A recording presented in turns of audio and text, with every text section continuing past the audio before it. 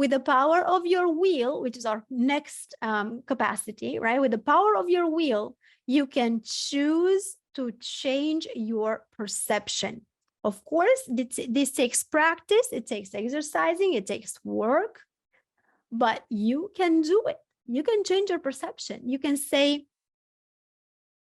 you can identify the limitation, right? Like in the example with the money, you can identify the limitation, like money is the root of all evil. Well, now you're changing your perspective, thinking, well, you know, but I can do lots of good things with money. I mean, I've seen many people around me doing lots of good things with money. I can help more people.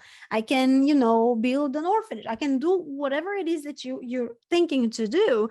But in this case, by thought and then emotion, like, oh, it's going to feel good if I do this. I'm going to feel really fulfilled if I help more people.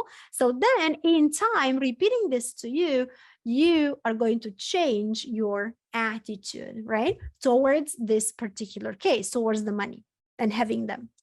So very important. But you do this only by using your will, right? The power of your will.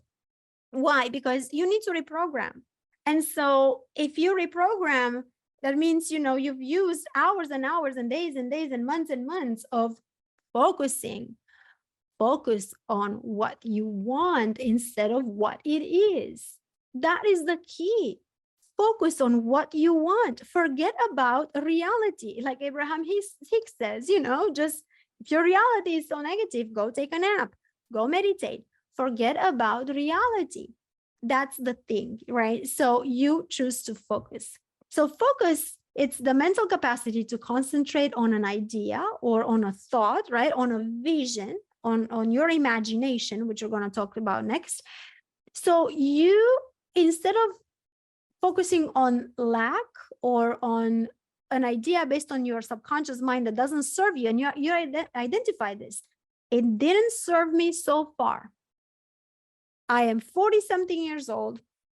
I've always functioned on this particular programs, and it took me where I am today.